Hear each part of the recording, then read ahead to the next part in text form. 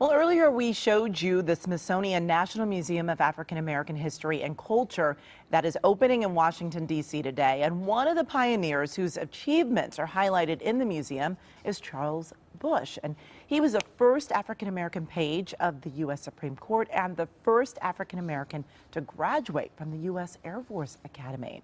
And right now we want to welcome his daughter, Bettina Bush. Thanks so much for coming in. Thank you for having me. This is very exciting. And now your father spent, what, the last 20 years of his life or so here in Southern California? Yes, I was raised in Calabasas, and we lived there my dad lived there for 30 years. Wow. Yeah, so it's been really wonderful and a huge honor for our family to know that they are including him in the Smithsonian.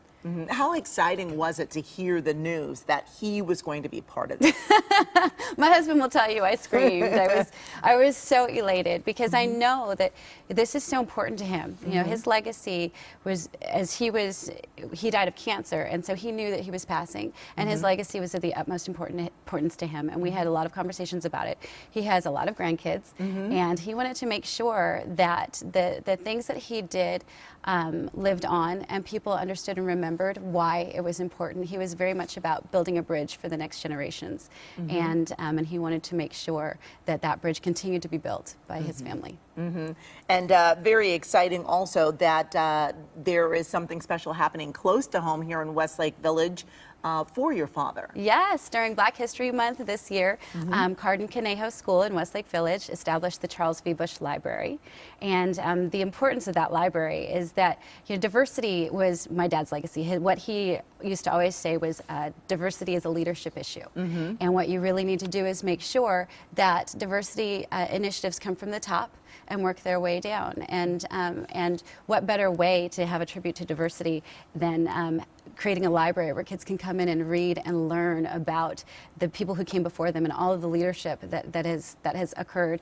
When the Obamas went to the Smithsonian, they were talking about how it made it very clear to them that they were standing on the shoulders of giants. Oh, wow. And I just thought that was so beautiful because it's so true. You know, there's this whole generation of men like my dad who really did so much hard work and endured so much to make sure that we lived to see this day. And it's truly amazing. And of course, you've always known that he was one of those giants, but to now see that everyone is learning about what he has done, because when he was a page, this was during the time of desegregation in the schools. Yes, it was right after Brown versus the Board of Education, and Earl Warren handpicked my dad to come serve the Supreme Court, and that was huge. You know, I was able to go to my dad's 45th reunion at the Air Force Academy, and he was the first Black graduate from there, and I spoke with a lot of gentlemen who said, "Your dad was the first Black person I ever met. Wow. It was the first Black hand I ever shook."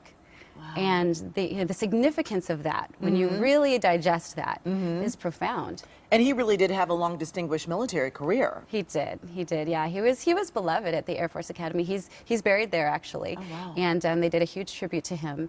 And it was really important during his retirement years to go back there and talk about diversity with the current leadership and make sure that those initiatives were in place, and that not only the rank and file but also the officers were diverse, and that people could see themselves coming up in the leadership and strive for greatness there.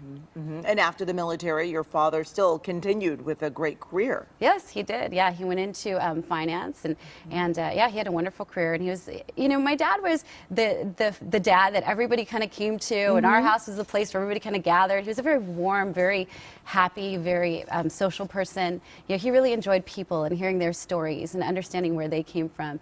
And he loved kids, and he loved his grandkids, and he was just a great dad.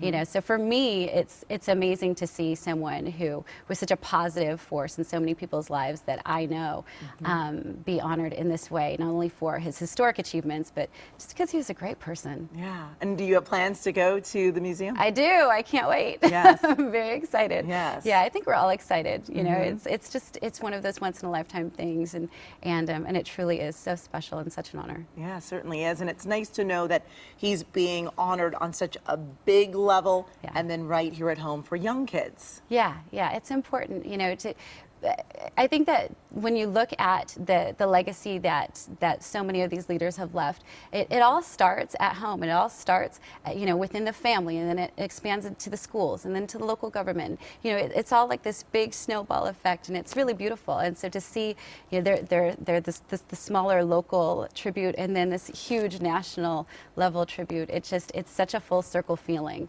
And I wish he were here to see it, but I know that he's looking down and he's smiling at us. Yes, he has to have a huge smile on his face right now. Absolutely. Certainly. Bettina Bush, thank you so much for joining us this morning. And, such a special honor for your family that we're so happy that you were willing to share with us. And to learn more about the new National Museum of African American History and Culture, just go to our website, KCAL9.com, and click Seen on TV.